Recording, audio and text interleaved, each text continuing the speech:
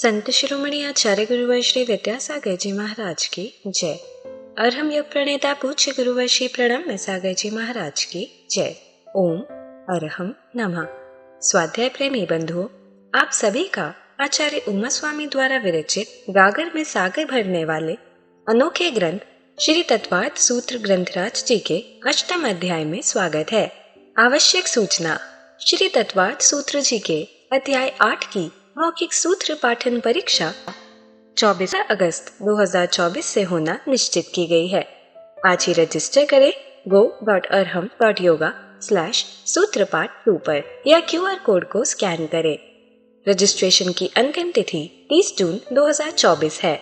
अब हम अपने अतिशय पुण्य फल से कर्मबंध विज्ञान अध्याय 8 के स्वाध्याय में कर्मबंध के बारे में जान सकेंगे।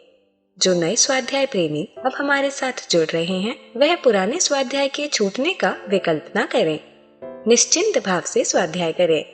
मुनिश्री की सरल सरसवाणी में उन्हें यह जटिल विषय भी बड़ी आसानी से समझ में आ जाएगा। स्वाध्याय प्रारंभ करने से पहले हम अध्याय 8 का सूत्र पाठ करते हैं ताकि हम इन्हें कंठस्थ कर सके। यदि आपने पिछले अध्यायों की मौखिक सूत्र पाठ परीक्षा नहीं दी है तो भी आपको यह पाठ अवश्य करना चाहिए और इन्हें कंठस्थ करने का प्रयास भी करना चाहिए।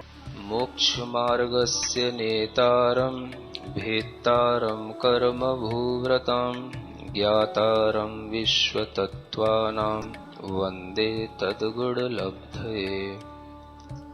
मिथ्या दर्शना विरति प्रमाद कषाय योगा बंध हेतवः सकषायत्वात् जीवः कर्मणो योग्यान पुद्गला नादत्ते स बंध प्रकृति स्थित्यनुभव प्रदेशास्तद विधेयः आद्यो ज्ञान दर्शनावरण वेदनीय मोहनीयायुर्नाम गोत्रांतरायाः पंचनवद्व्यष्टाविंशति चतुर्द्वि चत्वारिंशद्वि पंच भेदा यथाक्रमम् मतिश्रुतावधि मनः पर्यय केवलानां चक्षुरचक्षुरवधि केवलानां निद्रा निद्रा निद्रा प्रचला प्रचला प्रचला स्त्यान ग्रद्धयश्च स दशत वेद्य दर्शन चारित्र मोहनीया कषाय कषाय वेदनीयाख्या स्त्री द्वि नव षोडश भेदा सम्यक तु मिथ्यात्तु तद्भयान्य कषाय कषायौ हास्य रत्य रति शोक भय जुगुप्सा स्त्री पुण्य पुंसक वेदा अनंतानुबंध्य प्रत्याख्यान प्रत्याख्यान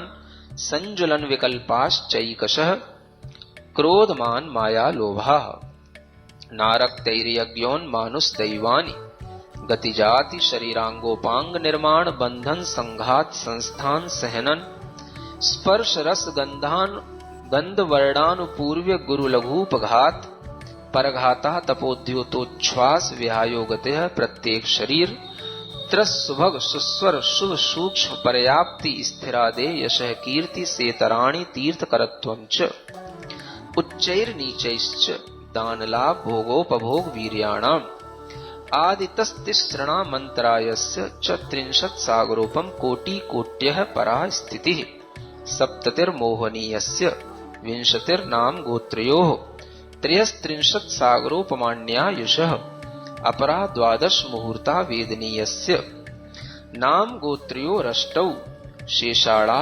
मन्तर्मुहूर्ताः विपाकोऽनुभवः स यथानाम ततश्च निर्जरा नाम प्रत्ययाः सर्वतो योग विशेषात् सूक्ष्मैक क्षेत्रावगाः स्थिताः सर्वात्म प्रदेशेष्वनन्तानन्त प्रदेशाः सद्वेद्य शुभायोर्नाम गोत्राणि पुण्यम अतोन्यत पापम इति तत्वार्थ सूत्रे अष्टमोध्यायः।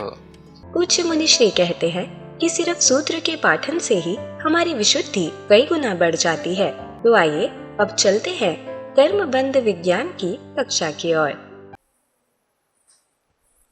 मोक्ष मार्गस्य नेतारं भेत्तारं कर्म भूव्रतां ज्ञातारं विश्वतत्त्वानां वन्दे तद्गुणलब्धये।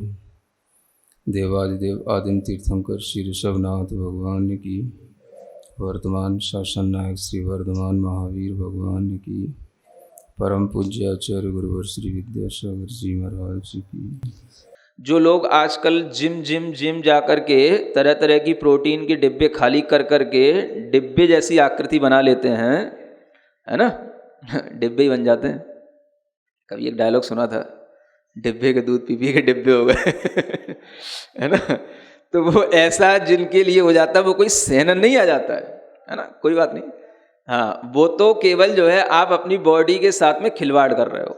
हाँ, उसमें जितना कुछ भी मतलब एक्सटेंस होने की उसमें जितनी कैपेसिटी है उसके साथ आप उसका यूज कर रहे हो। लेकिन वस्तुतः जो सेहनन आता है वो शक्तियाँ जो होती हैं वो हड्डी के साथ होती हैं। ये जानना आज के बच्चों के लिए भी बड़ों के लिए भी जरूरी है, तब उनका वह जिम से थोड़ा सा दिमाग हट सकता है। तो जो हड्डियां मिली हैं उनकी मजबूती जो रहती है वो चीज़ अलग है, और जो ये चीज़ें हम ऊपर से बनाते हैं, सिक्स पैक और ये सब चीज़ें हैं, इनसे कुछ नहीं होने का। तो ये तो सब जब तक कर रहे हो तब तक है, जिस दिन छोड़ दोगे उस दिन बिल्कुल लुज्ज-पुज्ज हो जाओगे है ना। तो ये संस्थान और सहनन, इन दोनों के बीच में ऐसा अंतर समझ लो। संस्थान का मतलब तो हो गया जो हमें शेप मिली है बॉडी की वो संस्थान है, और जो हमें उसकी स्ट्रेंथ मिली है वो उसका सहनन है। ऐसी इन दोनों चीज़ों के अंतर भी हमें अलग अलग कर्मों के फल से मिलते हैं, और अलग अलग कर्मों के कारण से ही ये सब रचना विशेष होती हैं। इसलिए कोई भी व्यक्ति, कोई भी डॉक्टर किसी के सहनन को बदल नहीं सकता है ना। ब्लड चेंज हो सकते हैं, लेकिन किसी की भी ऐसी जो बोन्स की जिस तरीके से रचना बनी हुई है वो कभी भी चेंज नहीं हो सकती है। तो इस तरह की जो एक स्वयं बनी हुई व्यवस्था कर्म के उदय से है, हम उसको भी ध्यान में रखें, है ना। हम डॉक्टर को भगवान कहते हैं, भगवान को भगवान कहते हैं, कर्म को कभी भगवान नहीं कहते हैं। तो सबसे बड़ा भगवान कौन है? जो ये कर्म है ना, जिनसे ये संस्थान बन रहा है, जिनसे ये सहनन मिल रहा है, ये सबसे बड़े कर्म है। इन्हीं कर्मों के फल से धर्म ध्यान, शुक्ल ध्यान होते हैं। तो जिन व्यक्तियों के अंदर इस तरीके की सहनन शक्ति होगी है वो ही ध्यान कर पाते हैं। ध्यान में एकाग्रता आना, आप कहते हो एकाग्रता नहीं आती, तो एक तो ये है कि आपके लिए डिस्ट्रैक्शन ज़्यादा है इसलिए एकाग्रता नहीं आती। एक भीतर जो एक उसका बहुत बड़ा कारण है वो ये भी होता है कि अगर आप शरीर से बहुत कमज़ोर हो, अगर आपका सहनन बहुत कमज़ोर है, तो आप थोड़ी देर भी स्थिर होकर के एक जैसा बैठ नहीं सकते हो। तो ये आपकी स्थिरता की कमी के कारण से ध्यान की कमी होती है। इसलिए ध्यान उन्हीं के लिए लगता है जिनके लिए आसन की स्थिरता होती है। जब ज्ञानार्णव पढ़ा रहा था तो उसमें आसन का प्रकरण भी आपको पढ़ाया है ना, तो कभी सुनना। तो जो आसन को लगा पाएंगे वही ध्यान को अच्छे ढंग से कर पाएंगे, और आसन उन्हीं से लगेगा जिनके पास में कुछ सहनन हो भीतर से, है ना। इसलिए जैसे आप देखोगे बहुत से लोग ऊपर से बड़े कोमल से दिखते हैं, लेकिन भीतर उनकी स्ट्रेंथ अच्छी होती है। सुकमाल मुनि का नाम तो सुना ही है ना है ना। तो ऊपर से तो इतना कि जो है, अगर तुम्हारे ये कितने भी अच्छे ग्रेनाइट के और कितनी अच्छे टाइल्स लगे हो, इन फर्शों पे भी तो कभी चले नहीं होंगे वो, और इन पे भी चलने में उनके पैर छलनी हो जाएं, इतने कोमल। समझ आ रहा है? अब भीतर उनका सहनन कब देखने को मिलता है? जब वो तपस्या करने लग जाते हैं, है ना। ठीक है ना। तो इस तरीके के जो आपने उदाहरण सुने हैं कि सुकमाल मुनि छलनी हो गए, पैरों से खून निकल रहा है, लेकिन जब श्यालिनी ने काटा तो डगमगाए नहीं, वो उनका सहनन था, धैर्य था, शक्ति थी। ये इस सहनन से होता है ना। तो इस तरीके से इन चीजों को हम समझें। अच्छी इसलिए कह रहा था, अच्छी इंटरेस्टिंग चीजें। आगे और बढ़ते हैं। स्पर्श, रस, गंध और वर्ण, ये भी 4 कर्म के नाम हैं, और इनके माध्यम से भी शरीर के अंदर ये 4 चीजें उत्पन्न होंगी। और ये इसलिए भी क्योंकि शरीर की रचना पौद्गलिक है, और पुद्गल का ये गुण है स्पर्श, रस, गंध, वर्ण। तो जब अनेक पुद्गल, अनंत पुद्गलों का ये मिला हुआ जब ये इतना स्थूल शरीर बनता है, तो इसमें भी एक कोई स्पर्श है, कोई रस है, कोई गंध है, कोई वर्ण है, ये इसके लिए अवश्य ही प्राप्त हो जाता है। तो ये भी सब अंतरंग में तो नाम कर्म का उदय है, और बाहर जो है इस 9 कर्म शरीर में, पुद्गल में, इस तरह के ये जो स्पर्श आदि महसूस होते हैं, ये इनका फल होता है ना। तो जो आपने सुन रखा है स्पर्श कितने प्रकार का होता है? 8 प्रकार का होता है ना? कैसा? हल्का भारी, है ना, ठंडा गरम, चिकना नरम, कठोर और कोमल। ये जो 8 प्रकार का स्पर्श है, हर किसी के शरीर में कोई ना कोई इस तरह के स्पर्श होंगे।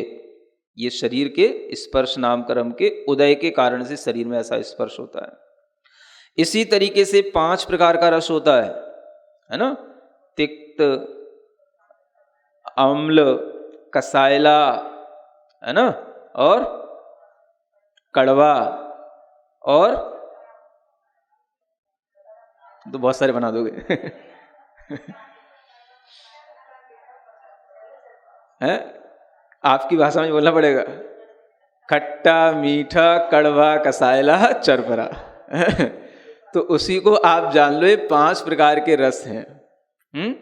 तो शरीर में ये रसों की उत्पत्ति, इन रसों का भी कुछ ना कुछ उस शरीर के साथ में फल जरूर उस शरीरों को मिलता है ना? अब जो ये रस के नाम गिनाए जा रहे हैं, कड़वा, खट्टा, कसायला, तो ये तो जो है स्पेशल आपको पता है। खट्टा है तो भाई नींबू होगा, खट्टा है, ऑरेंज ले आओ, खट्टा है, तो ये तो आपको खट्टा हो गया। चरपरा है तो आप मिर्ची ले आए, चरपरी हो गई, ठीक है ना। कटु है तो करेला ले आए, कटु हो गया। कसायला, आंवला ले आए, हो गया। ये सब चीजें भी जो बनी हुई हैं, इनमें भी ये जो जीव रहते हैं, उन जीवों के ही फल से वो उनके यह रस उत्पन्न होते हैं। नहीं समझ में आया? जैसे अगर नींबू में खट्टापन है तो नींबू में चूंकि वो वनस्पति का एक है, तो उस एकेंद्रीय जीव के अंदर इस तरीके के उन शरीरों की ये सब मतलब रस मिलकर के ये खट्टे रस के रूप में ये सामने आ जाता है ना। तो स्पेशली देखने में आएगा रस का उदय, खट्टा, तीखा वगैरह, तो ऐसे एक इंद्रिय आदि जीवों में देखने में आ जाएगा। लेकिन शरीर में सब जो भी जीव होंगे, 2 इंद्रिय, 3 इंद्रिय, 4 इंद्रिय, 5 इंद्रिय, सबके शरीर में ये स्पर्श रस गंध वर्ण का उदय रहता है। गंध तो आप जानते ही 2 प्रकार की है, अच्छी और बुरी, तो बस वो 2 प्रकार की गंध हो गई। और वर्ण जो है कलर माने 5 प्रकार का कलर होता है ना, लाल, पीला, काला, सफेद, और एक लाल, पीला, सफेद, काला और एक नीला। ऐसा करके बाकी सब कॉम्बिनेशन से बन जाते हैं। तो ऐसे करके 5 प्रकार के कलर समझ लो, है ना। और कहीं कहीं थोड़ा बहुत जो अंतर भी आता है कलरों में, तो वो भी जो है इसी रूप में आ जाता है। कहीं काला, नीला की जगह पर कहीं कहीं हरा भी आ जाता है, तो किसी नीले की जगह पर कभी हरा भी आ जाता है। तो वो सब जो है थोड़ा बहुत जिस कलर में जितना ज़्यादा जैसा कॉन्ट्रास्ट हो, जैसा उसके अंदर लाइट हो, उस हिसाब से वो थोड़े बहुत चेंज हो जाते हैं, तो उनके नाम बदल जाते हैं। बाकी होते ये 5 ही हैं। तो ये 5 प्रकार के कलरों के भी जो शरीर दिखाई देते हैं, वो भी ये वर्ण नाम कर्म के कारण से होते हैं, है ना। दिखते हैं ना, सफ़ेद तो दिखते ही हैं, पीले भी दिखते ही हैं लोग, काले भी दिखते ही हैं, लाल भी कहीं देखे हैं, काले नीले तो दिख ही जाते हैं।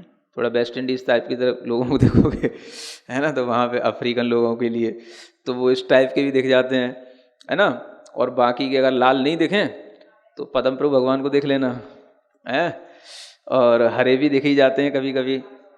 इस तरीके से ये 5 कलरों में शरीर के ऊपर ये प्रभाव देखने को मिलते हैं। इन्हीं को यहाँ पर वर्ण नाम आदि कर्म के उदय के फल से कहा गया है ना। अब एक होता है आनुपूर्वी नाम कर्म। कौन सा?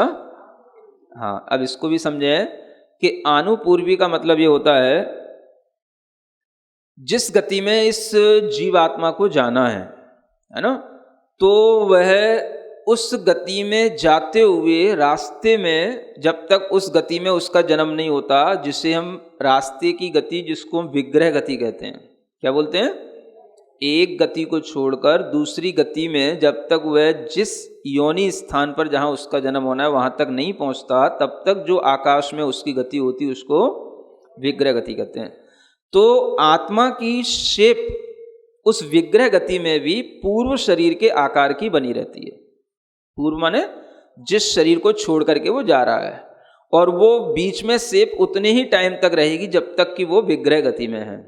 जहाँ पर उसका जन्म होना है, जन्म के साथ ही इसका नाम कर्म का उदय का खेल समाप्त हो जाएगा। इसका खेल सिर्फ जो है विग्रह गति के लिए होता है ना, आनुपूर्वी नाम कर्म।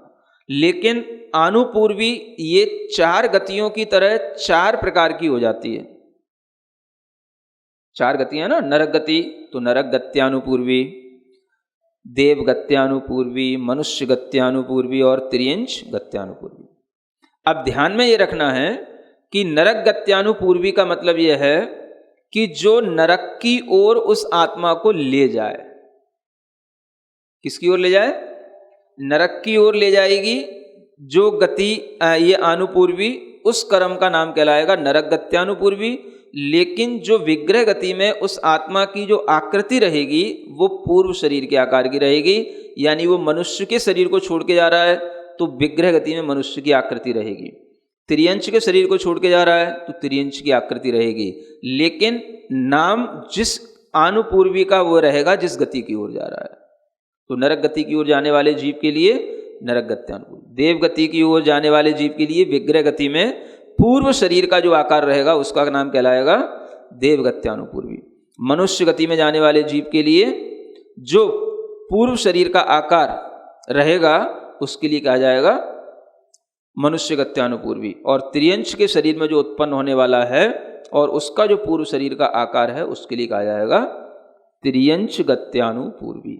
इन गत्यानुपूर्वियों का काम ही है जो इस आत्मा को एक गति से दूसरी गति की ओर ले जाता है ना।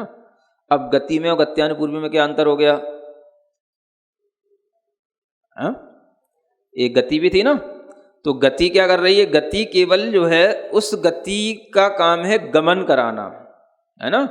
तो गमन कराते हुए किधर ले जाना? तो गत्यानुपूर्वी के माध्यम से वो गमन होगा। तो नरक गत्यानुपूर्वी ही जो है उसको नरक गति की ओर ले जाएगी।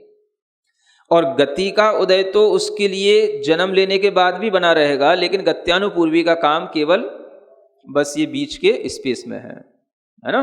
तो ये इन दोनों कर्मों का अलग अलग फल जानना और अलग अलग काम जानना, एक गति का नाम और एक गत्यानुपूर्वी।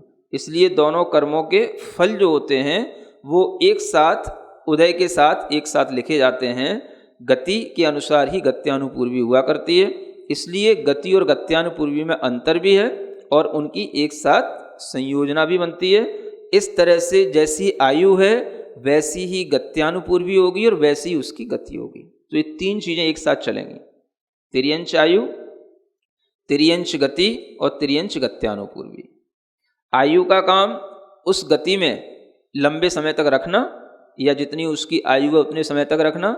उस आयु के साथ इस शरीर का समापन होने के बाद जैसे ही शरीर दूसरे शरीर छूट जाता है और आत्मा दूसरे शरीर के लिए गमन करती है तो आयु भी उसी समय शुरू हो गई, गति भी उसी समय शुरू हो गई, लेकिन काम चल रहा है गत्यानुपूर्वी का। और उस गत्यानुपूर्वी के माध्यम से वह जिस शरीर को प्राप्त करना है वहाँ जाकर के उसकी उत्पत्ति हुई। तो वह फिर आयु जब तक कि उसकी आयु कर्म का बंध है तब तक उसका उदय रहेगा, और जब तक उदय रहेगा तब तक उसका वहाँ जीवन चलेगा।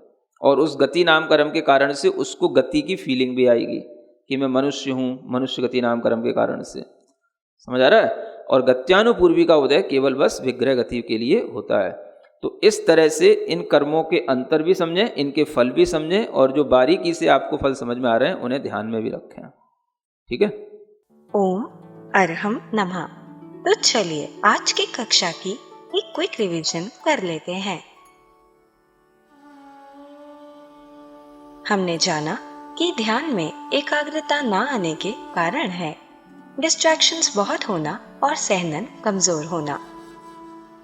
ज्ञानार्णव जी के अनुसार जिनके सहनन अच्छे होंगे उन्हीं के आसन में स्थिरता होगी और उन्हीं के ध्यान ढंग से लगेगा। कमजोर शरीर से हम थोड़ी देर भी स्थिर नहीं बैठ सकते। कुछ लोग सुकुमार मुनि की तरह कोमल दिखते हैं, लेकिन उनकी स्ट्रेंथ बहुत अच्छी होती है। फर्श पर चलने पर भी सुकुमार के पैर छलनी हो जाते थे, पर जब तपस्या करते समय सियालनी ने उन्हें काटा तो वे जरा नहीं डगमगाए। ये उनका सहनन धैर्य था। हमने जाना कि स्पर्श, रस, गंध और वर्ण नामकरण के माध्यम से शरीर में ये चीजें उत्पन्न होती हैं।